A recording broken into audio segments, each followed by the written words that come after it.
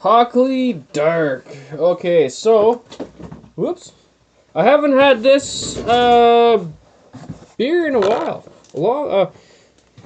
Oh, well, let's see. I had it. It was a problem. It was overcarbonated last time I bought it, which was probably a couple years ago or something. So, and I've had the Black and Tan quite a few times. This has been around for a very long time.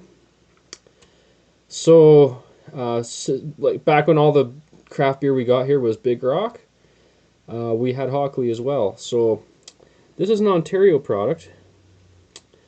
So, with 5% alcohol by volume, traditional English ale. It's award-winning. Doesn't say when or where or whatever. Best served cool between 8 and 10 degrees Celsius and stored in a cool place. I guess that's always good advice. And it's Hockley Valley Brewing Company, Orangeville, Ontario. So, I don't remember ever hearing of Orangeville. So we're going to drink this out of a Pilsner glass. Because, oh, see, this one, again, they just kind of overfill the cans a bit. Last time, like, they sprayed and it was, for this, we're getting a little bit of head out of the can. Which happens from time to time. They're not the only brewery that gives you 2% more beer, so let's not complain, right? Alright.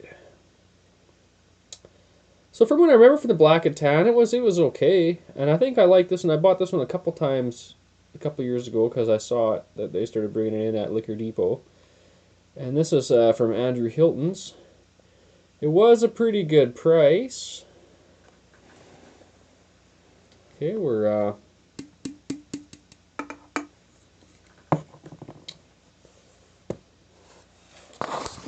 looking at a pretty nice looking head there.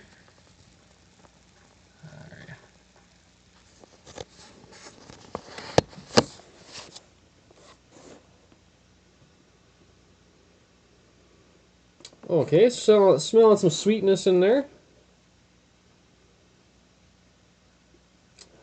Kind of like a little bit of extra sweetness, like a sugary sweetness. Kind of a nice roasted malt aroma. But, you know, it typically smells like a stout. We are slightly transparent around the bottom here. You can see that there. Okay, good. So,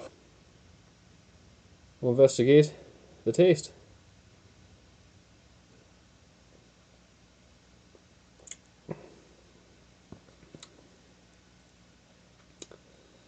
Well, it's a pretty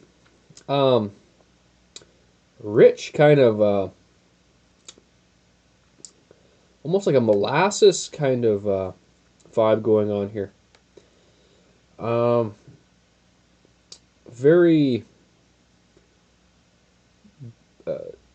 kind of caramel malt tasting, but with yet enough char, but it's not black. It kind of is like maybe not burnt grains, but very heavily kilned, heavily roasted. Maybe crystal malt. Maybe it's just crystal is a little bit beyond that because it is very sweet.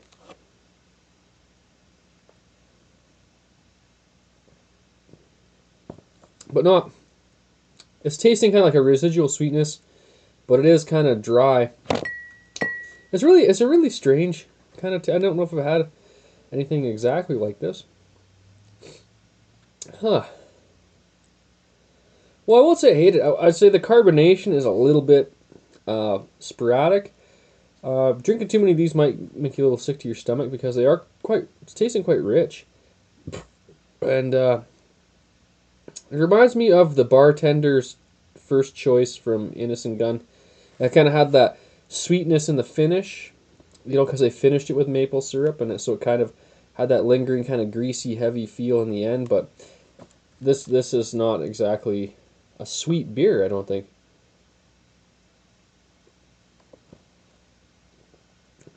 And there's a little bit of sweetness there, but it's kind of a tangy. Yeah, you pick a little bit of sweetness in the finish, but it's dry up front, and it's tangy, roasty, kind of like a barbecue sauce vibe, like a barbecued ribs kind of flavor, like a dark, sticky meat, sometimes you get chicken like that and stuff.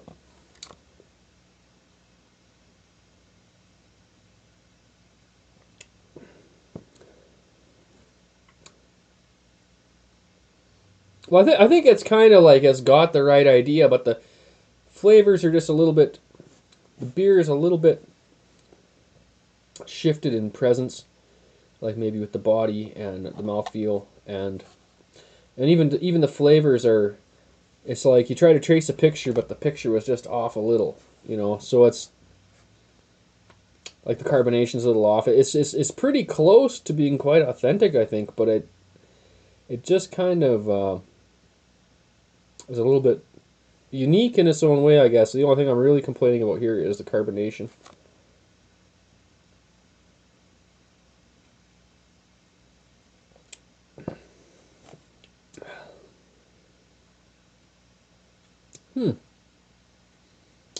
A little bit watery, a little bit tangy, a little bit weak. But for the price, I can't really complain though.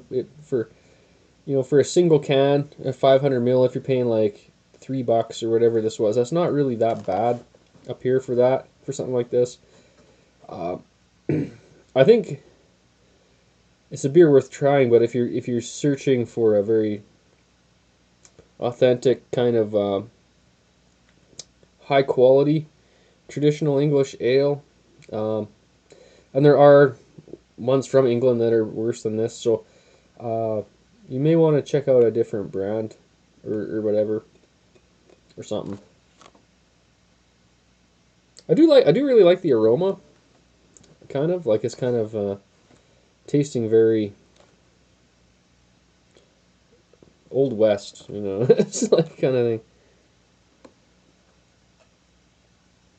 It's tasting like a barbecue party, molasses and things.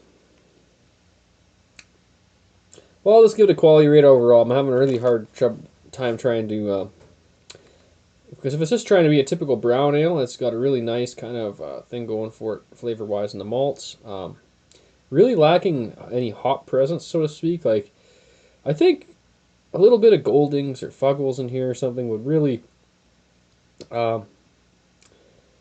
kick this up a notch. I think I'm kind of a Goldings fan, so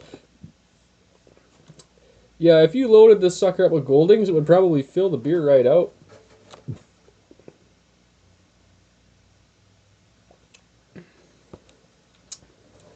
But what's really bothering me too is like carbonation's a bit off and it's kind of tangy in the back, kind of a bit sour, almost like a extract kit or something like that. So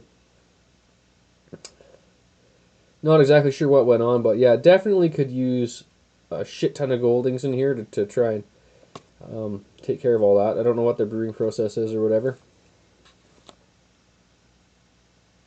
So I'm going to chill out for a few minutes here, take a couple more drinks, meditate on a rate.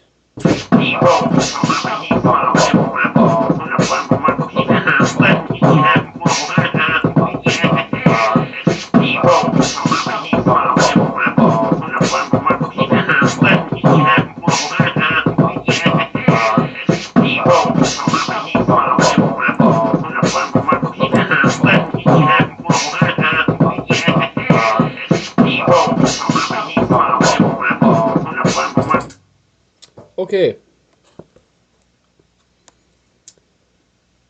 The more I drink it, the less I like it, but I am starting to pull out, like, believe it or not, kind of a slight Guinness flavor out of it that I'm quite enjoying.